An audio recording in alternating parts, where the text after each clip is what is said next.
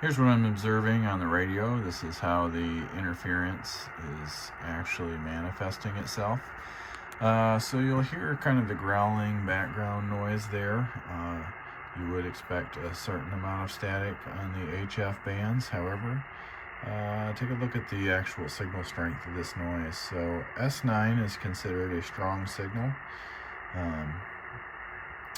And this is a background noise level of S9, so that means that wanted signals will have to be greater than this S9 signal strength in order to be received, and that's very difficult. So that's essentially jamming many stations here on the amateur bands. If I move through the frequencies,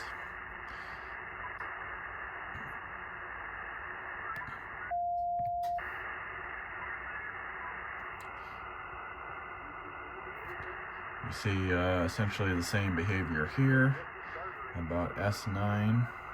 You can hear a little bit of a conversation there in the background. Let me find a dead spot on the band. Yeah, there's no conversation happening there, and we still have the S9 background noise. Continuing to move up in frequency. It starts to get a little bit weaker as you move up in frequency. What we see here, it's still about an S7.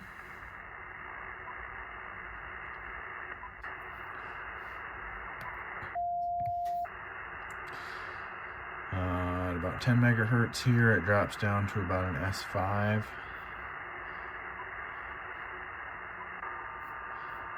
At 14 megahertz, still about an S5 background noise. 18 megahertz. We're down here now, kind of the background noise level that one would expect. And it's starting to sound a little more like white noise in the background, although there's some of that 60 hertz growl in there remaining. You can still hear it here at 21 megahertz, but it's now quite low in strength, so it's not interfering as much with those signals. However, at 21 megahertz, there aren't a lot of stations because it takes very specific ionospheric conditions in order to be able to use frequencies this high in the HF band. The ones that are most useful, unfortunately, are experiencing the most interference. This is a sample of recorded audio that came from the radio, the signals that you just observed. This sample was recorded in the 1.8 megahertz band. The stereo recording that you see in the top part, that waveform is the actual recorded audio. The waveform that you see at the bottom is a generated 60 hertz tone that was generated by this software application and then applied to the audio sample. You can see that the pulses at the top and bottom of that 60 hertz tone line up perfectly. And this is how I've identified that the noise I am receiving on the radio is most likely coming from 60 hertz alternating current signals.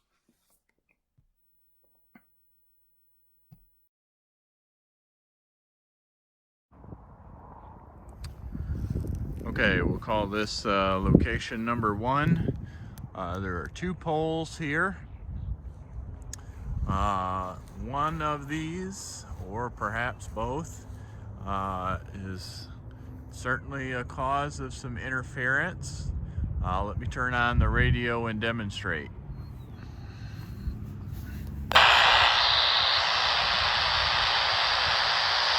Alright, you can see we're at 145 megahertz with the radio set to AM, and it pretty much goes off constantly here in this location.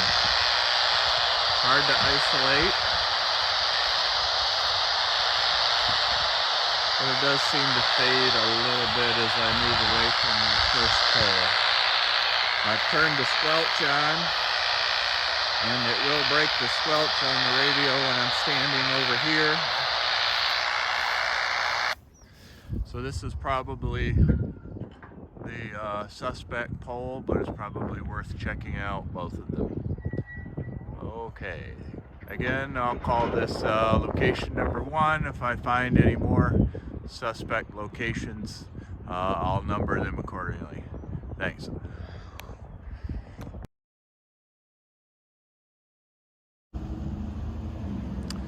Here's location 2. It's probably I don't know, 200 or 300 yards from the first pole, and again, very strong buzz detected here by an AM radio at high frequency when I'm near the pole.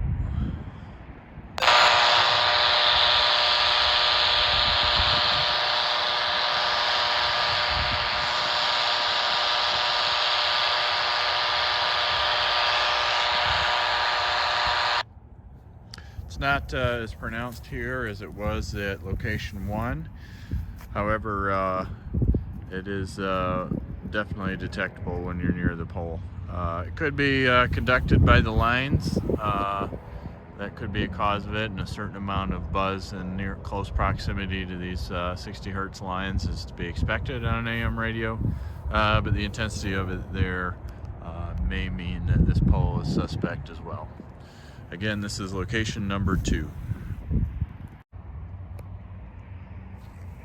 Okay, I'm back again at location number 2. I've now walked this full stretch here, and while there are transformers elsewhere on this spur, I do not detect the buzzing elsewhere. It's localized here at this particular pole.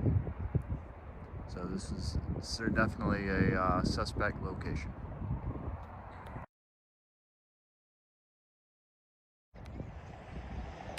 This is location number 3.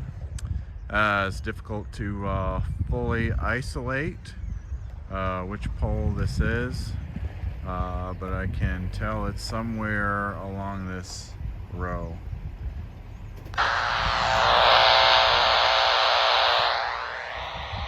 I use my body to attenuate the signal.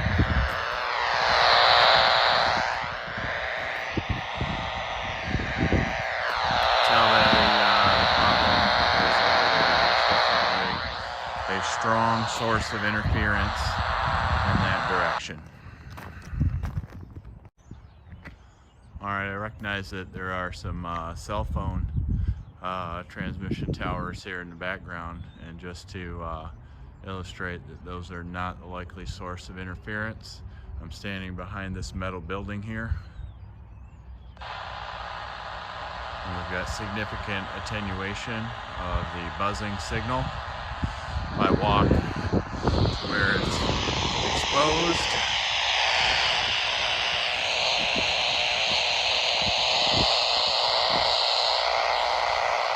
now it's exposed to the transformers in the top of that first electric pole. We've got strong signal of interference here at location 4.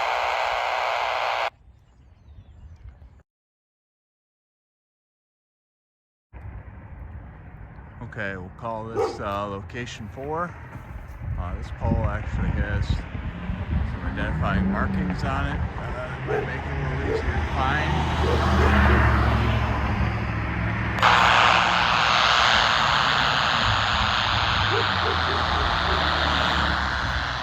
Again, if I use my body to attenuate the signal,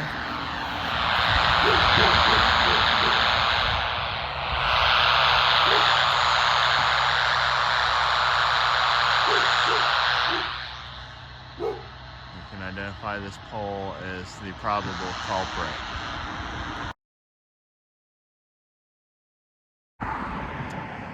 Alright, we're about 150 yards from location 4, so we'll call this location 5. And this one's a screamer.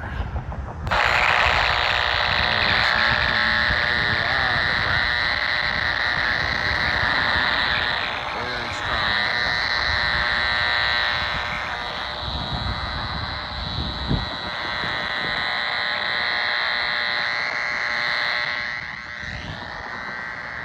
finally get an attenuation using my body to block it. There's definitely some interference coming from there.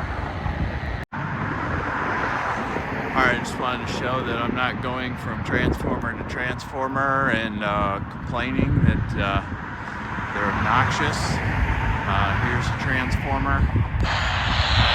There's a slight buzz, but it's mostly white noise at this location. It's not very strong. This is detected elsewhere. There's a distinct order of magnitude difference in the interference or signal that's coming from the ones that I've identified by ones that are probably operating normally. So just wanted to point that out. Got location 6 here. Can't really isolate exactly where this is coming from because those poles appear to be on private property. However, it looks to be coming from that direction.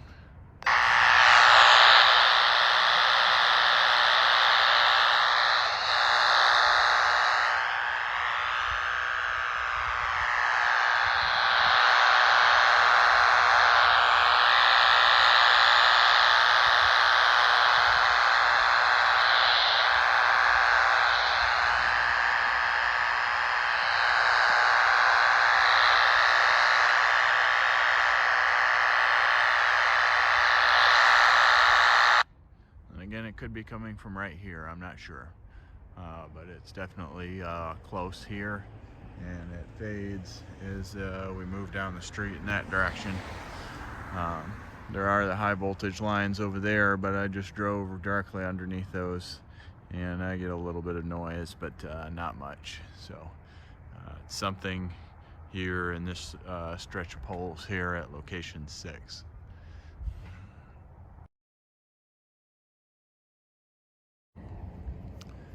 Okay, here is location 7. No transformers here. Very strong interference in this pole. Very strong. I'm actually going to pause for a moment. Okay, this is on UHF. And the field here is strong enough and broadband enough that I'm hearing it at 440 megahertz as well. So this is one of the strongest sources of interference in the neighborhood.